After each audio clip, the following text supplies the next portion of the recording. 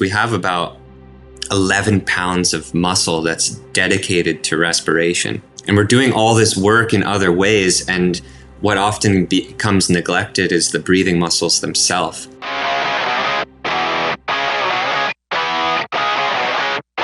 All right. Hi, everyone. Welcome to the Curious Competitor Podcast. I'm your host today, Carrick, and our guest is Samuel Whiting. Sam is a human potential specialist exploring science-based actionable tools and practices from breathing to cold exposure and nervous system development techniques to enhance physiology, psychology, and ignite the extraordinary in your life. And as you can tell, Sam and I share a lot in common in terms of what we're passionate about, and that's why we're jamming today.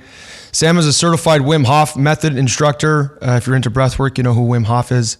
He has worked with and been inspired by revered mentors and coaches and scientists like Dr. Jack Feldman, Dr. Andrew Huberman, who I'm also a huge fan of Stanford University's Department of Neurobiology, as well as the Wim Hof.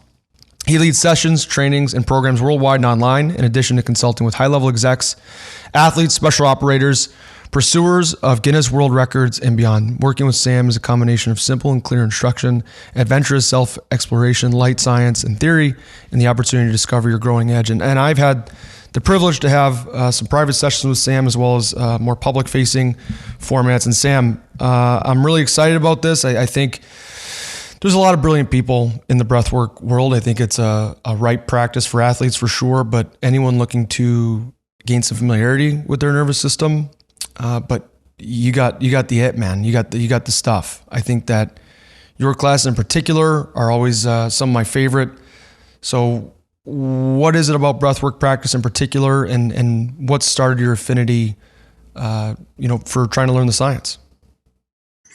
Connor, it's great to be here with you, brother, and welcome to everyone tuning in. Thank you for your interest and curiosity and the spark of inspiration, pun intended, since we are riffing on breathing today and respiration. And really those words are really the culmination that sparked my journey within all of this work. Growing up, I'm a native of New England from Western Massachusetts, and I was fortunate to grow up in nature, playing in the woods, riding BMX bikes, climbing trees.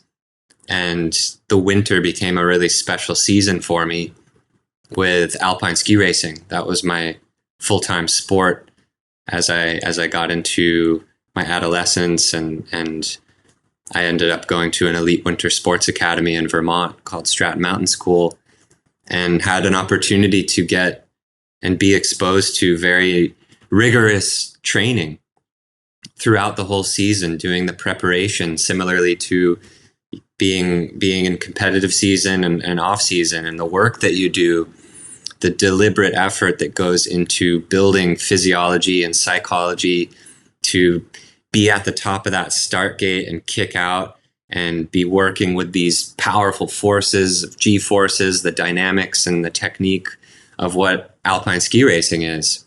And that was my love and my dream, to compete at a high level and really put my whole younger years into that pursuit. So for much of my life, I had this experience of being in sport and being an athlete. That was my identity, and learning about my body, testing the limits, and throughout that process, also having my own shortcomings, struggling with self-doubt, struggling with burnout, and how those compounding effects of more of the internal experience, the psychological side of things, was a challenge that led me to then choosing to retire from sport competitively. And that felt like a relief to sort of hang my helmet up and put my skis away, in a sense, because it just opened up another door. As an athlete, you're very disciplined and focused, where you maybe aren't getting the same amount of friends or family time. Your routine is very deliberate in the process of training and preparation and competition. So as I went into college and decided not to compete at that level, and of course not to pursue the larger dream of the US team or the Olympics, for example, of course that's like the 6-year-old dream, that I enjoyed a different side of the coin in life, and went on to complete a double major with finance and accounting. Just felt like where I was supposed to go, like friends and family, business background, going in to learn about business. And during that time is also when I got into then deeper strength training, more for fun, and exposed to hot yoga practice. And that very much was the tipping point, which really made my curiosity spark even further into breathing and respiration itself. So here I am having all this experience with hard, intense training, hill sprints, being at that peak level of intensity with the elite winter sports, to finding a softer approach. Though that first hot yoga class, for example, it was the merging of everything.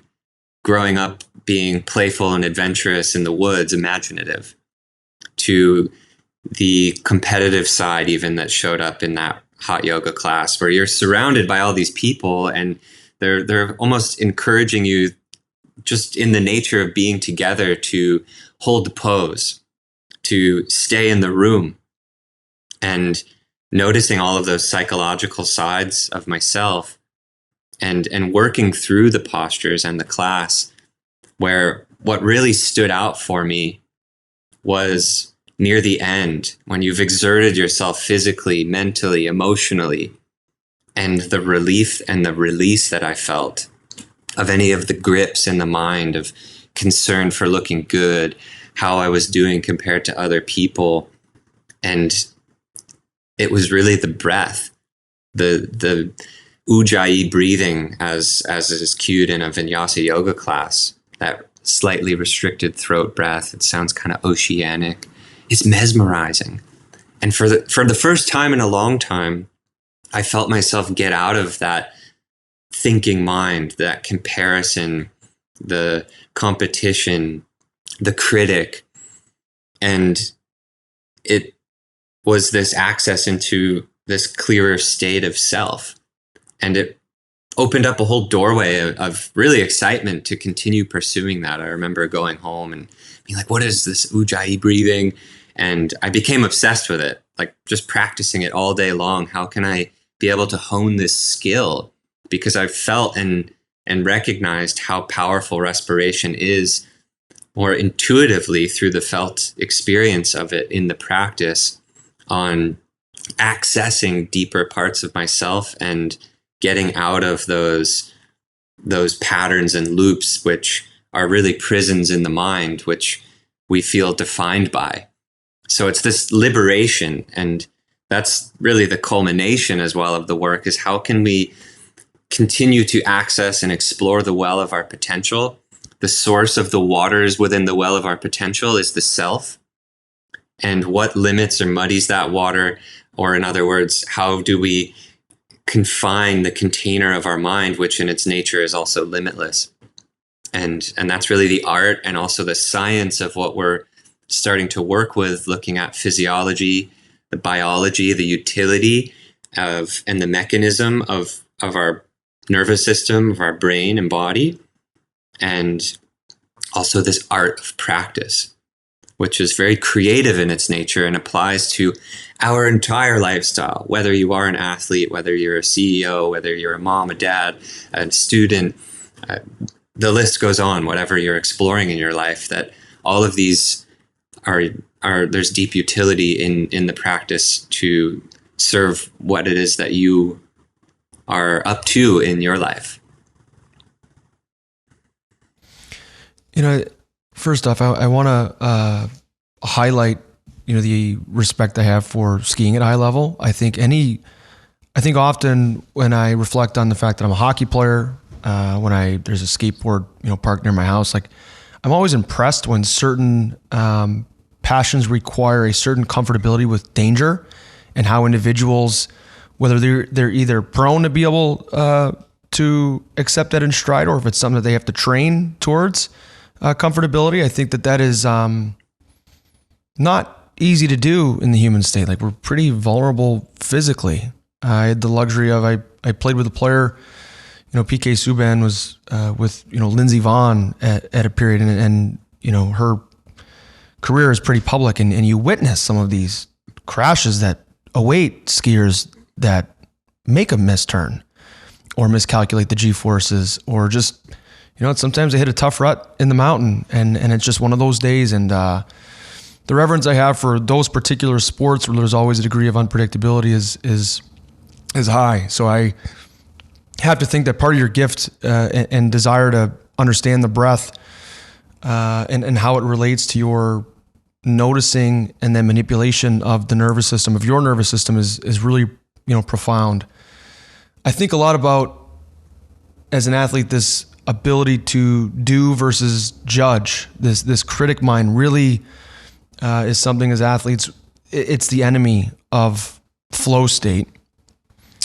The breath is a ripe and fertile tool to enter into flow state, and yet most athletes are approaching their training and performance with really the beginning and end of their breathwork knowledge starts with take deep breaths. So help our listener at least go from 0 to 1 on some of the tools accessible to them with breathing. Like what does that mean to breathe deeply? We have 2 vessels. We can breathe through our nose, through our mouth. What might we want to use, which for what purpose? And also you talked about this witnessing mind, this ability to notice your nervous system. What does that feel like? What does it feel like when you are wrapped up in, the ongoings of your mind and sort of the monkey mind, as people will term it, versus being able to step off the roller coaster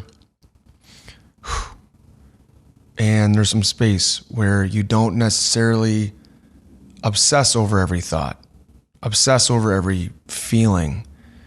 You kind of understand the flow of those things, and you can ride along with it. And that's a meandering question, but I think that's our style, so we'll go with it.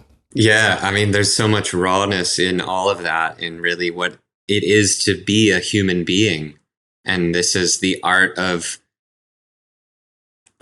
understanding the nature of a human being.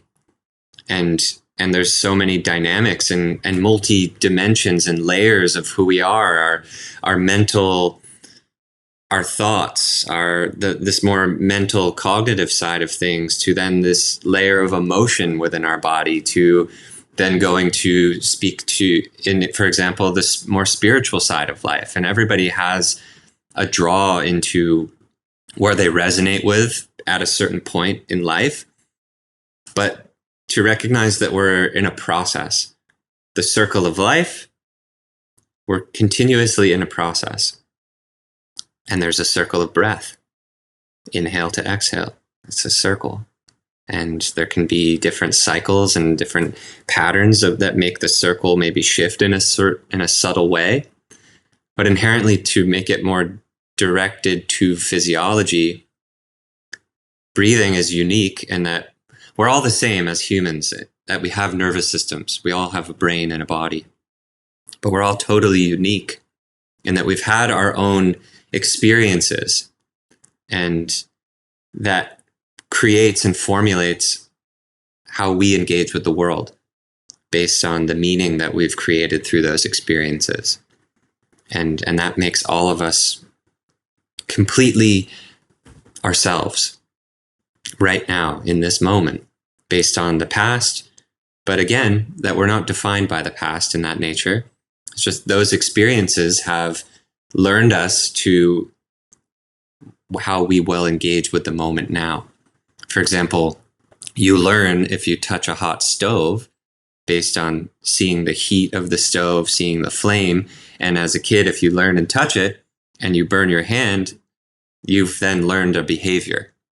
And so that's an experience that you've had that's then created meaning and learning into how you engage with your external environment. Random example, I recognize. But what we're going into in this context is the fact that since we all do have nervous systems, there's this layer of conscious and unconscious. And the autonomic nervous system specifically is a very unique mechanism of the nervous system that, for example, you don't have to think to beat your heart. You don't have to think to dilate your pupils. in given environments of light. You don't have to think bile and engaging into digestive enzymes and those processes internally with organ function. All of the things that our body, this intelligence of our nature, takes care for us inherently. And breathing is also a part of that. You don't have to think to breathe. For example, when you go to sleep, you breathe naturally. It just happens. So it's this very intelligent, responsive, adaptable behavior that's one of our most foundational aspects to biology. Because we can go days without food, with water, but only a couple minutes for most people without air. Unless you're, an anomaly like David Blaine, who's, of course, done a lot of training to get to that point of holding his breath for over 20 minutes. I mean, these are feats that, just like the 4-minute mile, it's all about perception, what we perceive and the perspective of what's possible, this liberation and capacity, the power in the mind. The 4-minute mile was broken, and then all of a sudden the times got shorter and shorter because we saw that it was possible. The whole perception was that the human heart would explode because we don't have the capacity to go at that output. And so what I'm getting at here is that what's possible when we bring conscious, deliberate focus to respiration at certain times. So breathing is conscious and also unconscious. You can let it happen, and you can also deliberately engage with it to help influence and steer your state of being, the neural energy of the nervous system, and also metabolically. So you can be able to steer and help support a more aerobic state, the endurance and the longevity, or you can also steer yourself into deeper and more regulated anaerobic states to have more power in those short burst energy instances. And the thing that I find compelling in this whole sphere within breathing practice is to consider, especially for all the athletes out there, you're training hard. You're building strength and muscle mass. You're working your aerobic and your anaerobic capacities. And a lot of the focus, from what I've found, is in the periphery. We're looking at strengthening, in the whole system of the physiology, rather. Arms, legs, strong core. But what's amazing is we have about 11 pounds of muscle that's dedicated to respiration. The diaphragm, the intercostal muscles and the ribs, these are our primary breathing muscles. And we're doing all this work in other ways, and what often becomes neglected is the breathing muscles themselves. And of course, there's patterns of breath, and there's protocols and techniques that we can use to stimulate adaptation for the physiology and the psychology. But my simple first little crumb here is what's possible if you start to really strengthen your breathing muscles, because this phenomena, which is called the metaboroflex, in short, is when we're working at high intensity or mid intensity and our breathing muscles aren't strong, there's a survival mechanism in the nervous system that kicks in, which then shunts blood from the working muscles, because in this survival baseline situation, our breathing muscles need the oxygenated blood. And we end up losing capacity for output because our breathing muscles are weak. So I share that in encouragement for everyone who tunes in and is listening, that what's possible when we strengthen and focus on our breathing muscles, that they can keep up with the output that we're starting to push and trigger in the adaptations for the rest of the body, so that you actually then have the capacity to go beyond that person in the sprint to skate to the puck, or to complete that last little burst of energy, and you're not burning the candle at both ends of the stick in some sense because of weak breathing muscles. A good secondary resource into that would be, there's a podcast with Tim Ferriss and Bas Rutten, who I actually didn't know Bas Rutten well. I'm not an avid UFC fan. I am a bit.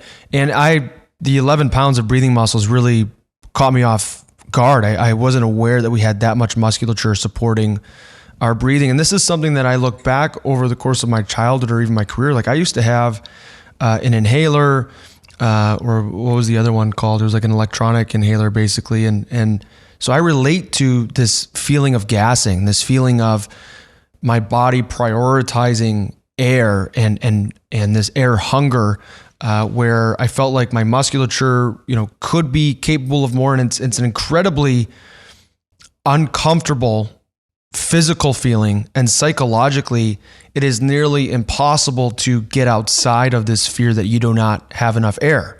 So gone is the ability to pattern recognize as you might need to on the ice. Gone is the ability, in hockey we call it to make one more play when you're in a dangerous, defensive scenario when you've really been pushed to, the ends of your physical capabilities. And this is something that I've done tons of different training protocols. I've done, the mental side of the game. There's a lot of coaches who will push players towards, let's call it visualization, visualization or meditation.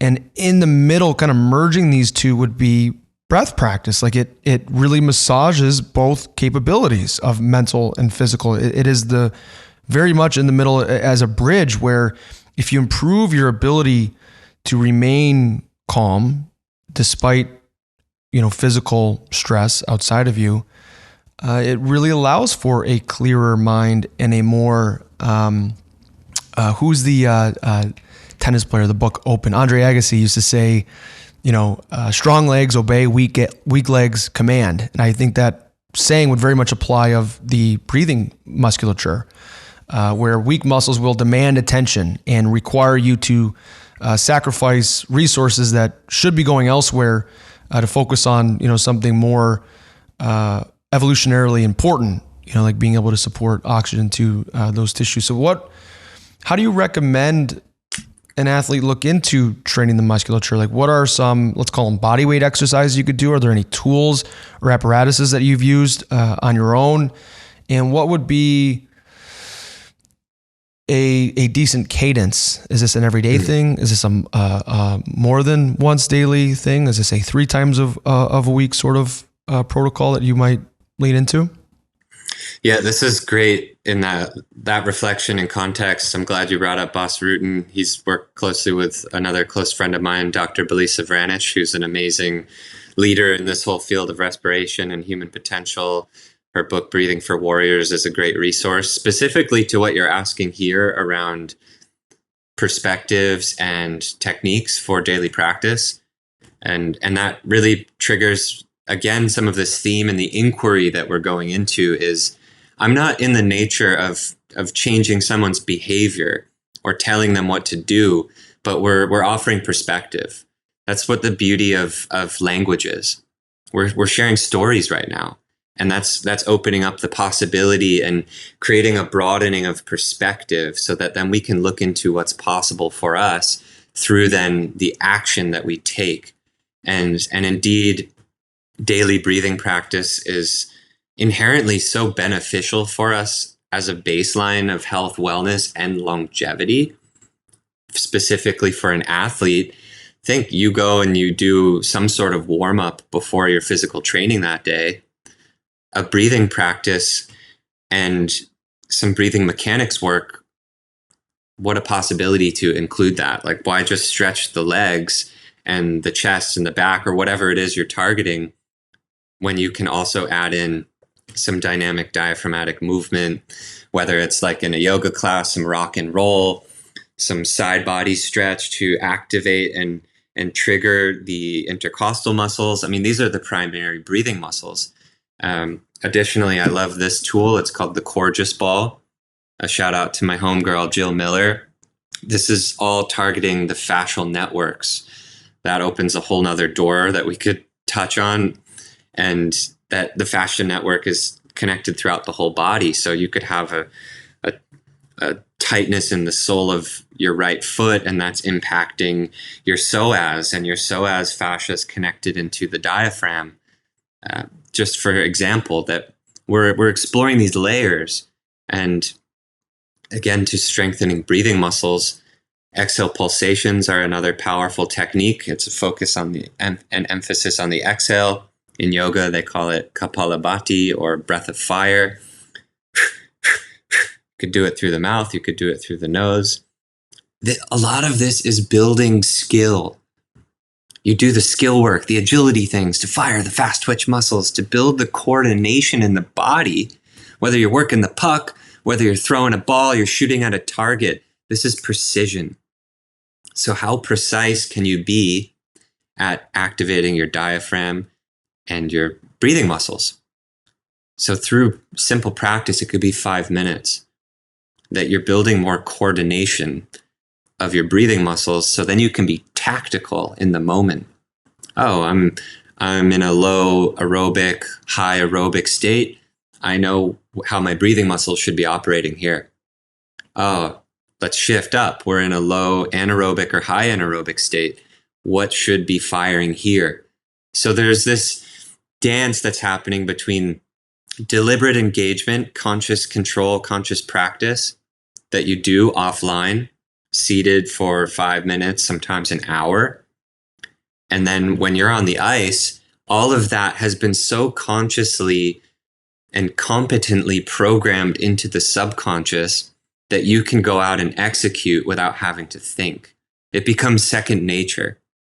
Versus breathing is such a labile behavior. Think what happens when, and just to emphasize, breathing is in fact one of our most baseline behaviors. It shows up everywhere we go. It's a part of language. We can't speak without the exhale.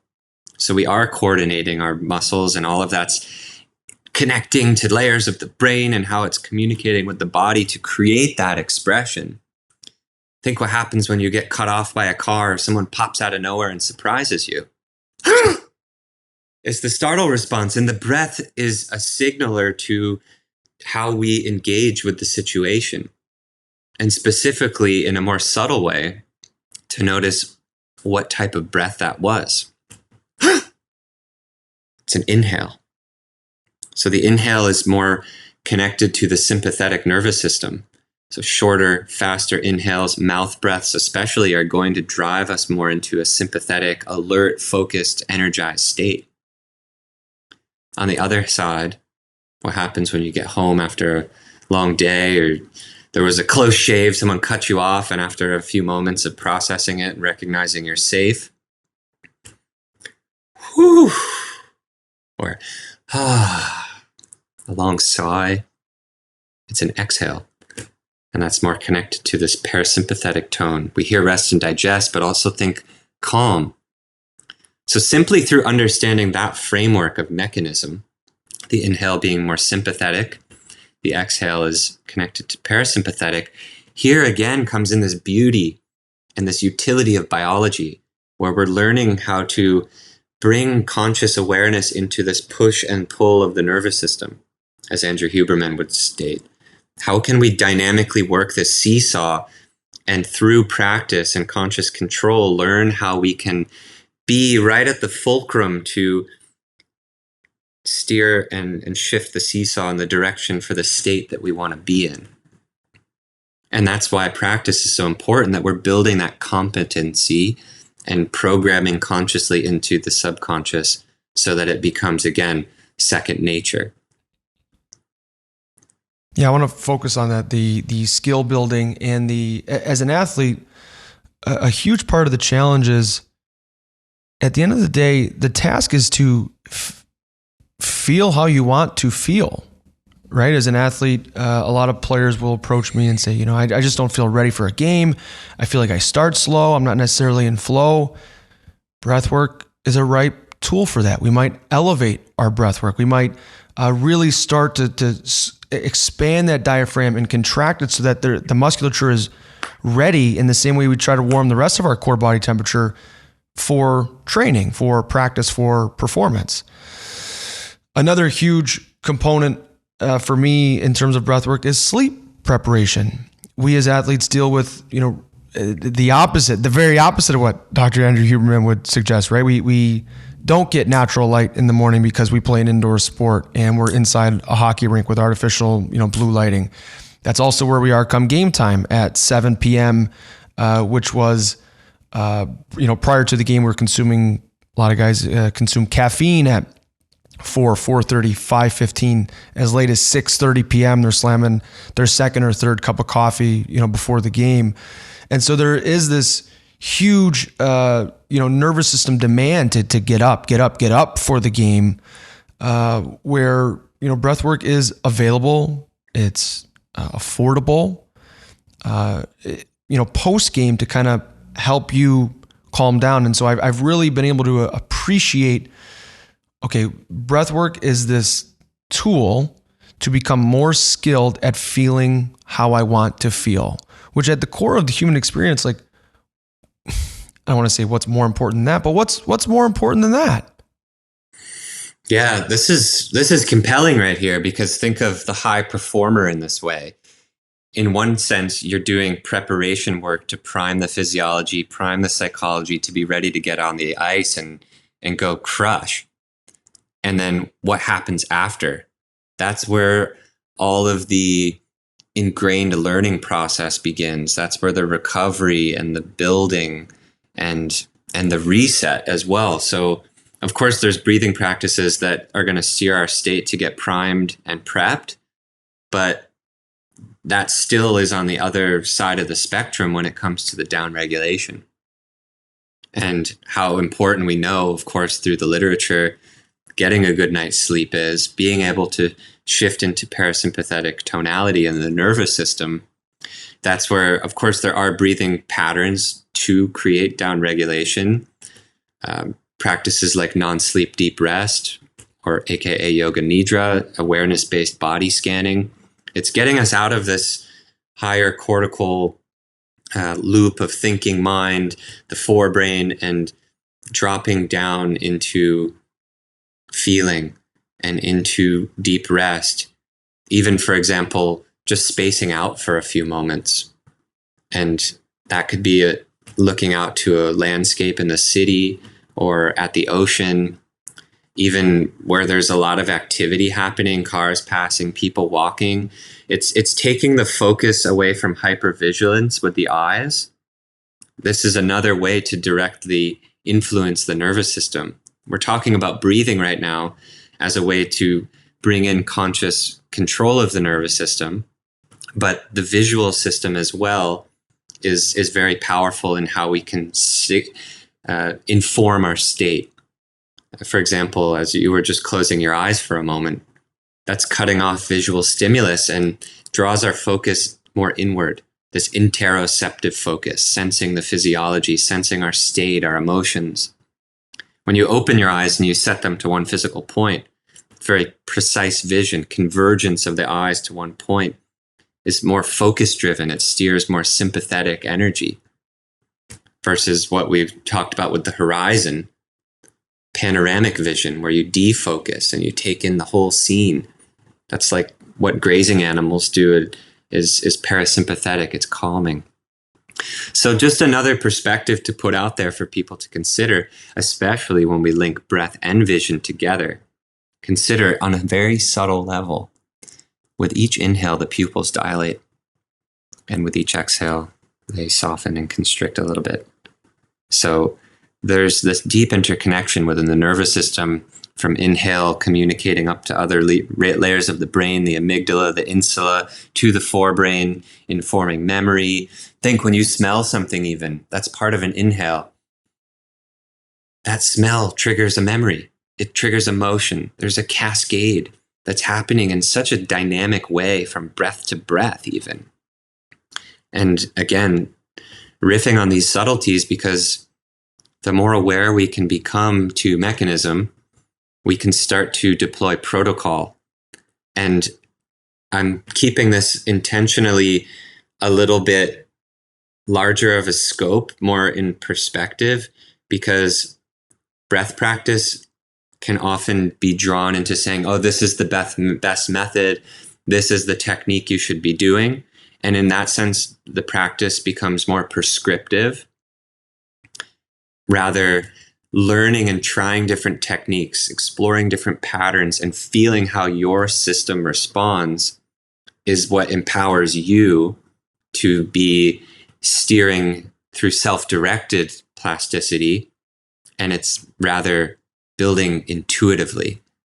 And that's way more empowering for the individual to build the toolkit, to have the skill then to deploy those different patterns or those behavioral actions in the moment, versus like, oh, I'm just doing this because somebody said that's what I should do in the moment, but there's not actually an integrated and embodied action to the protocol itself. And when we understand mechanism of our physiology, we're deeply empowered to do amazing things in our life.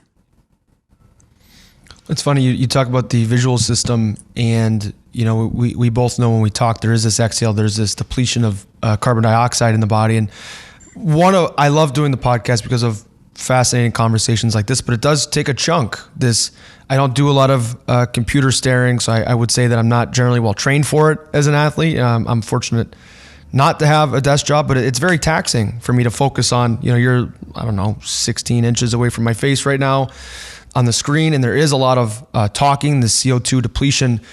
And so the other side of that coin is, after our podcast today, I very much will go for a dog walk and try to stare panoramically and do some breath holds or minimal breathing in order to let that CO2 kind of build back up and re-energize, because I have noticed this dip in the second half of my day, and no one really enjoys feeling, brain fog or tired. But it is cool when you start to understand mechanism. There becomes what I really appreciate about breath work is, for every stimulus, there's this fork. Can I do something about it? A lot of times breath work is a good tool for me to be able to execute what is available for me to do about whatever the stimulus is.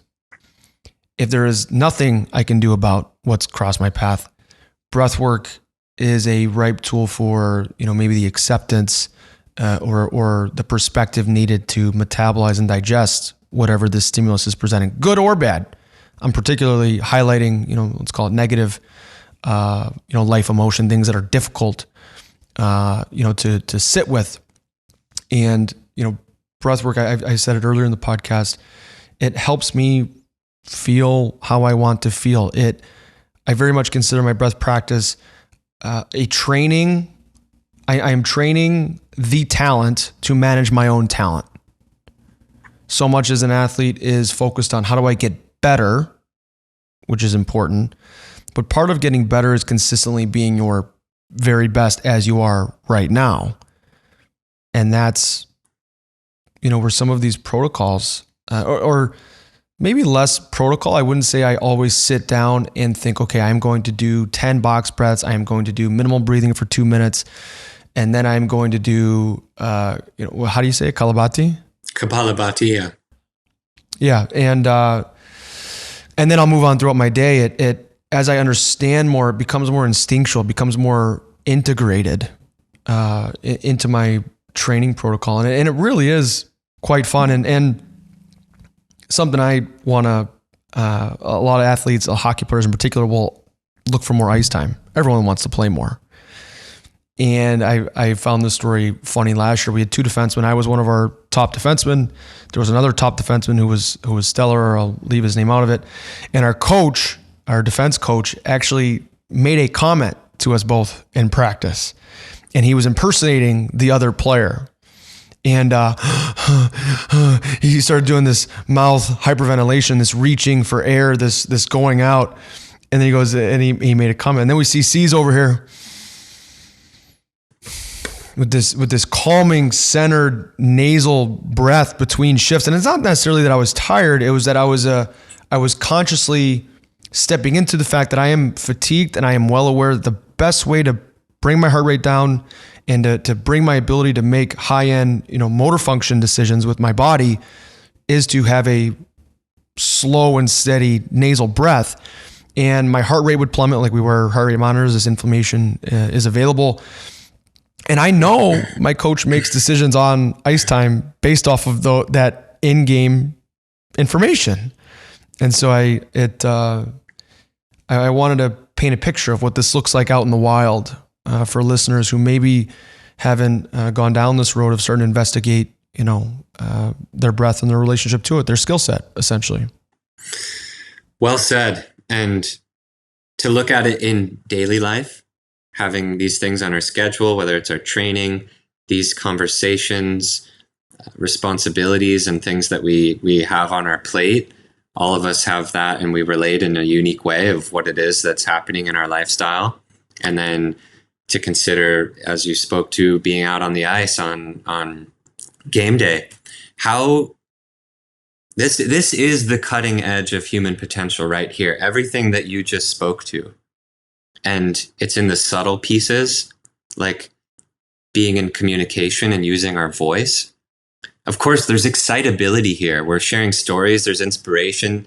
You start to notice yourself kind of co-regulating each other in this way where we start to go up when you're excited and you want to get the information out, and then you start ripping. And I'm doing this deliberately to kind of show you how we build hyperarousal in our system, because all of a sudden we're going gasping for a breath. And notice what's happening in the most subtle way right here as I keep talking and building that arousal and signaling my nervous system to feel like I'm like, whoa, I'm up here and I have arousal and hyperarousal, and I feel like I'm burning the candle and I'm trying to catch the breath.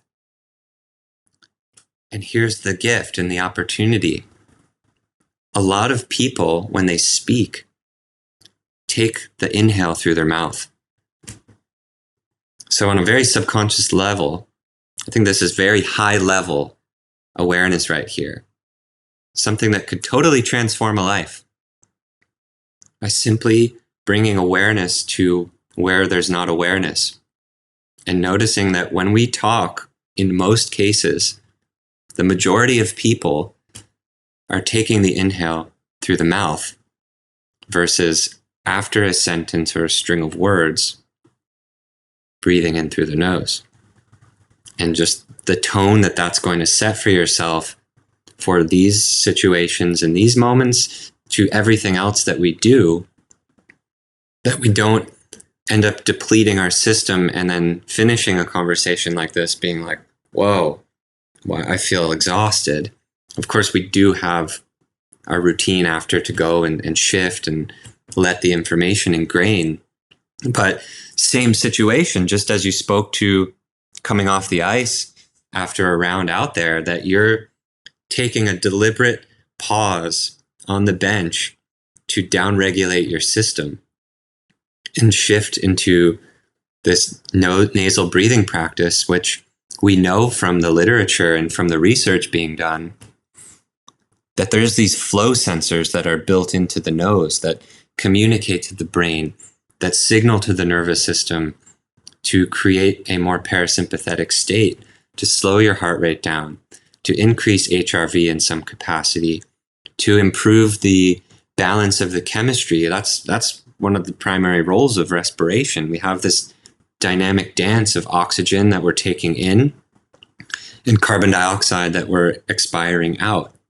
But we need to have a certain level of carbon dioxide in the system, as that is essential for the release of oxygen from the hemoglobin in the blood to actually get into the tissue and get into the cell.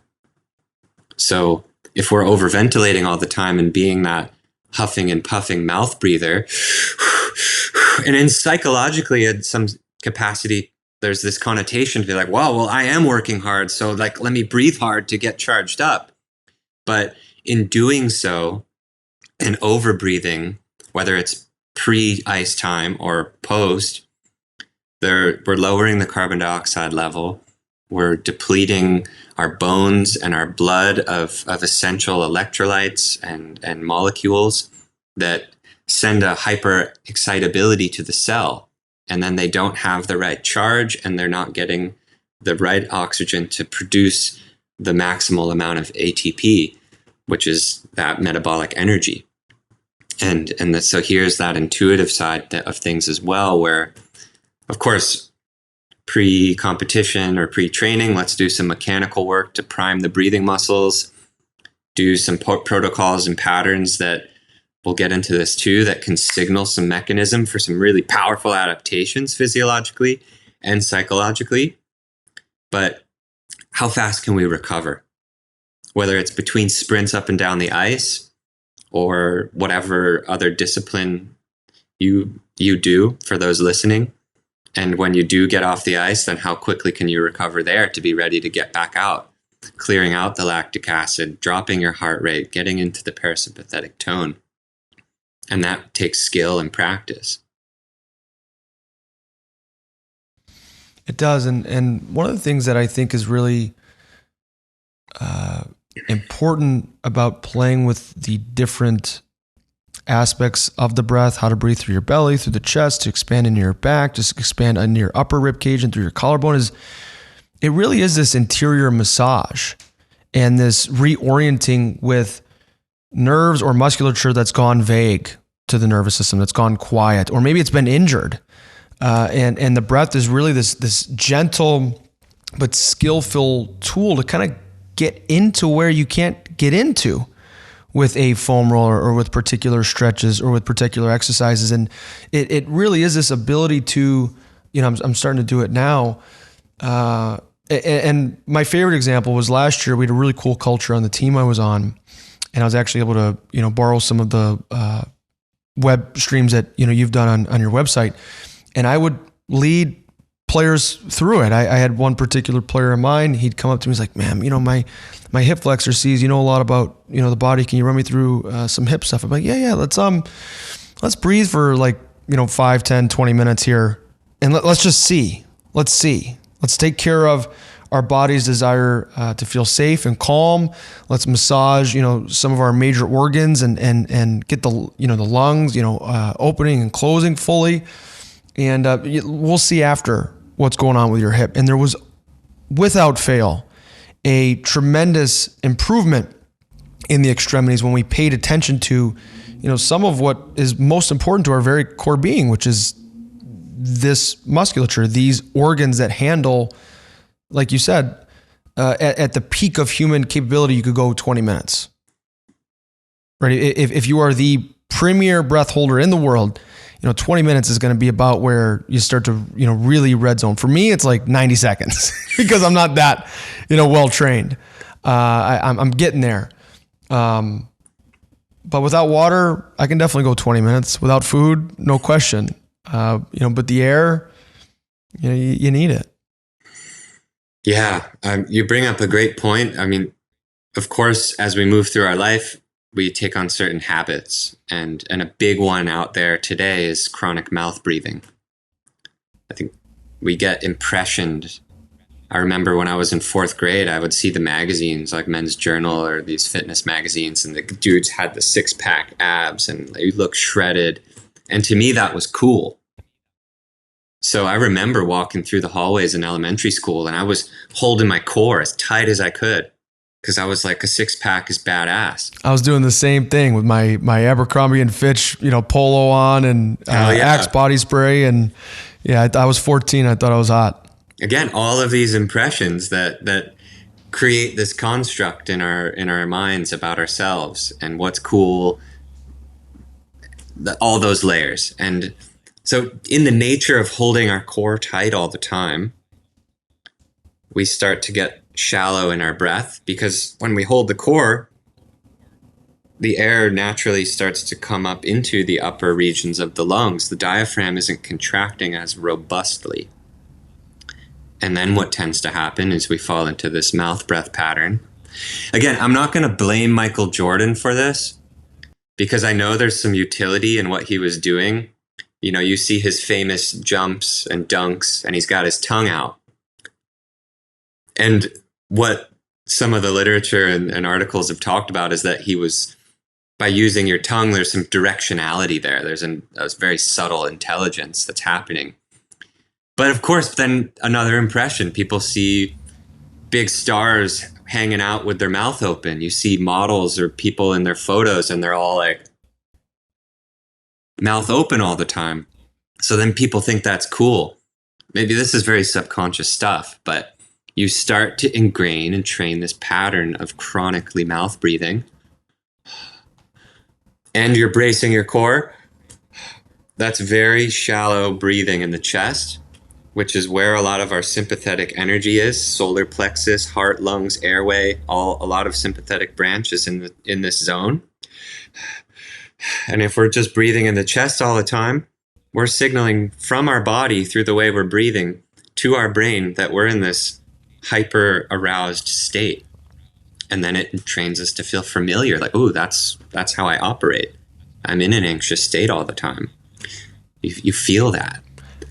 I want to highlight that because to me, the goal of this podcast is, of course, to educate people about what's possible through breath practice. But really what we're looking for is we're trying to recruit people for our tribe. We want to show people, what you can be a participant in how you feel. And when I think of people in my life that are mouth breathers, because you start to see it, you can't unsee it once you know it, what it looks like.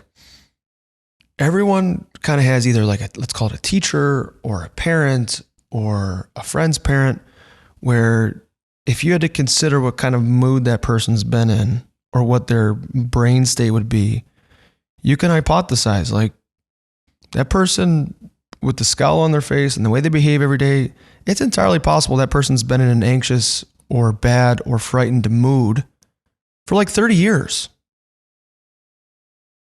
And never had an opportunity to really interrupt and participate in how they feel. And this is where breath is so available and so potent, where you can kind of play, God over your physiology and your psychology. You can garden, maybe not God, but you can garden. You can start to plant seeds on, I'm feeling this way right now. I'd like to feel different. You can start to do that. And every time Andrew Huberman talks a lot about this, about how, different neural networks sort of wire together. Every time you interrupt when you're not feeling well or energized, and then you manually go in and reorient some things and come out feeling better, you are consistently downloading that into your realm of possibility. And that is like the shit. So much power and potential right there. Just like we started in this podcast talking about the well of potential. The real depth in the well of the potential, we can look at the physical potential, being able to go out and do amazing feats or crush it out on the ice and have endurance and power and accuracy and all these pieces. But a lot of those components, or all of those components, again, come back to the source, the self. And again, we said we're all the same in that we're human beings and we have nervous systems, but we're all different in that we've had unique experiences. Something that happened in our life that we took on to be a core belief about who we are, from how our brother or mom or dad or friends said something to us or something happened. It creates this cycle. And so some of the real depth, again, the deepest depth of the well of potential being the self, this conversation is an invitation into exploring and being in the inquiry, to open up our perception, our perspectives of self, so that we have an understanding of ourselves from there. And what a world that opens up in ultimately the intention to build understanding, to empower ourselves, and what can open up from there. And everything that you were just speaking to is really what makes breathing practice dynamic, in that it is psychophysiological. So it's the merging of psychology and physiology. As you hear in the fascial world, the issues are in our tissues. We get an injury and the body responds and heals, but there's still emotion and energy and memory that gets stored up in the fascia, and it has us start to create certain postures, and those postures create a psychological experience about how we feel of ourselves. And to the point of breathing, what's so beautiful is, even for the example we talked about, the bracing of the core, that was a psychological, physiological ingrainment and entrainment that I took on as a kid because I thought a six-pack was cool. And then you add mouth breathing onto that. Here's physiological action, a bracing in the core and mouth breathing, impacting psychology to, one, brace your core. That's defensive. We're preparing ourselves for a hit almost. It puts us in a hypervigilant state. It puts us defensive, almost closed off. It's armor. And then we're mouth breathing, and over breathing drops the pH, lowers CO2 in our body. It cuts off blood flow to the brain. It puts us in a less effective oxygen delivery state for the cells and perpetuates this hyperarousal state. So just an example of this psychophysiological effect that breathing has, to then be able to disrupt the drift of this subconscious pattern that has a grip over ourself, limiting the well and the fluidity of the flow from the source, the self, this beautiful natural expression as a human being, that if we can then embrace, soften the core with the inhalation, draw the breath in through the nose, signal the flow sensors, let the air get into the depths of the lungs.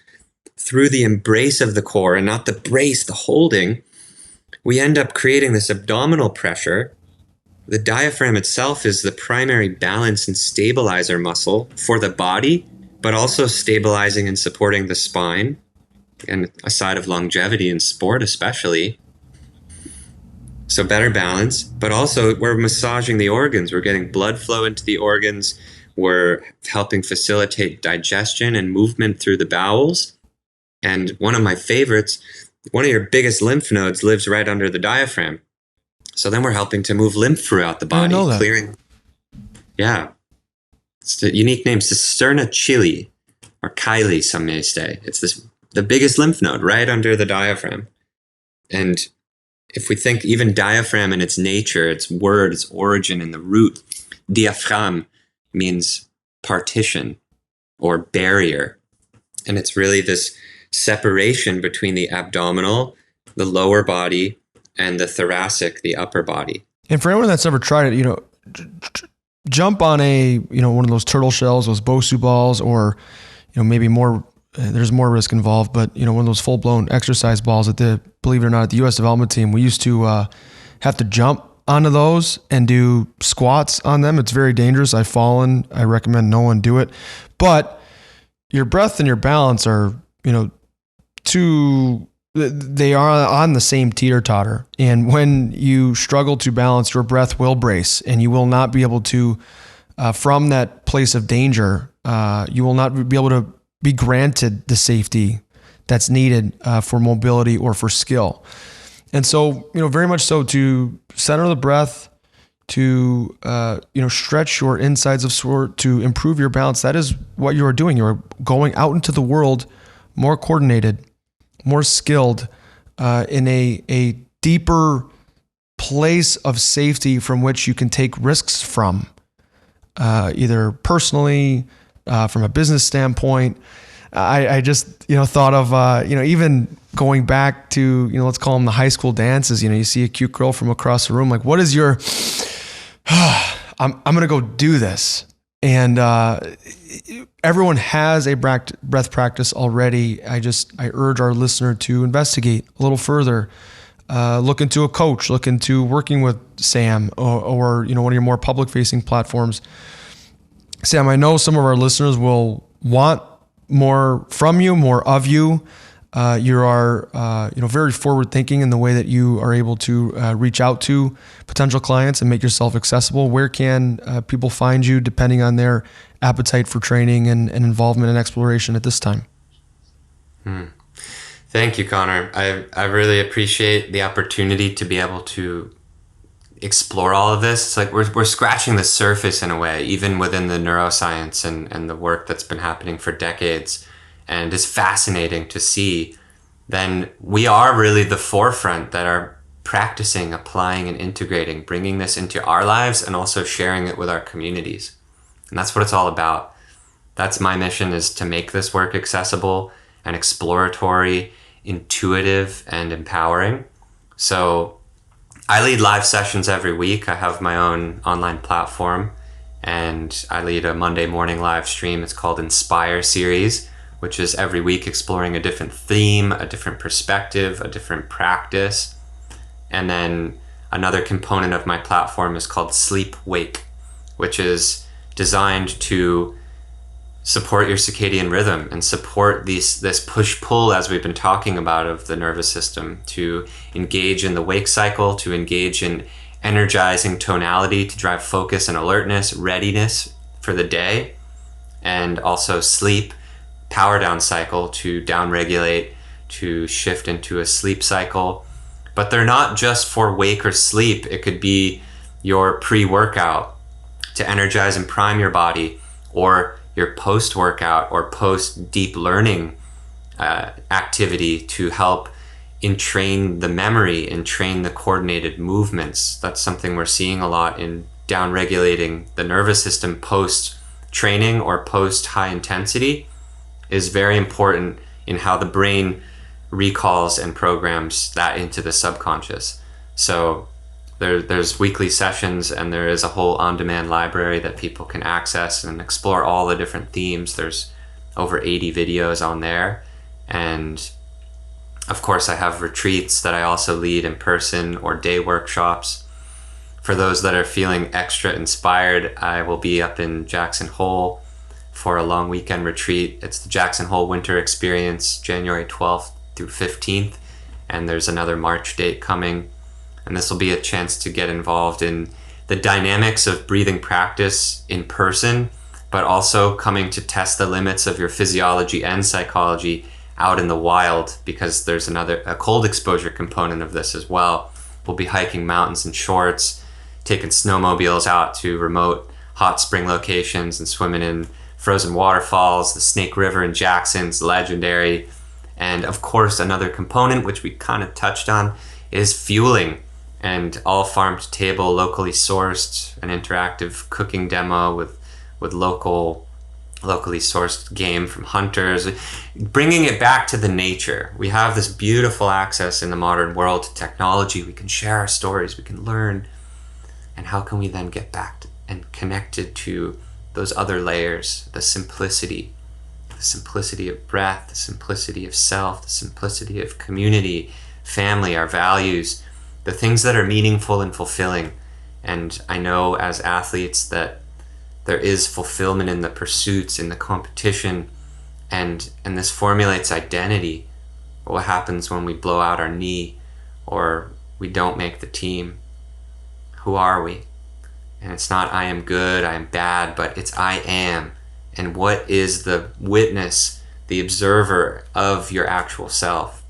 And understanding in the ancient text, know thyself, so that you can also unknow yourself and continue to be in this process like we talked about in the beginning. We're in a constant state. Change is the only thing that doesn't change. So how can we then use these practices to be able to work and be with change as we continue to change? And it's such a gift to be in this sense of leadership in ourselves, and also supporting each other in that leadership to inspire the world and take it to a whole nother level. That's what the times are calling for, and that's what we're here for. That's what I'm here for. And all of the ups and downs in life, feeling is but the fertilizer for the soil of the soul, as I like to say. So let the challenges be that catalyst to ignite this power and potential inside of you. Breathe with it, be with it, move and groove. It's all you. And that's why I'm here. That's a beautiful line you just had. And I'm always floored by your ability to take the everlasting and very difficult concept of yang yin and to put it as a concept that really does escape words and even feelings and thoughts, and to try to put it in a way that's understandable, digestible, and moving. And I really wish I could go to the Jackson Hole retreat in January. We'll be in the thick of our season at that point. But Sam, you killed it today. I always enjoy our time together. You always smack me in the face, even though I'm going on a couple years now of breathwork practice, of how little I know, and yet that there are mentors and friends out there that I can reach out for to continue to pull me along. It's very encouraging in the face of that humility. So I'm grateful for that. I love that. I feel tremendously refreshed after our conversation today, and I do believe listeners will reach out to both yourself and myself, and we'll be available. We'll promote our podcast today on Instagram and things like that in different forms.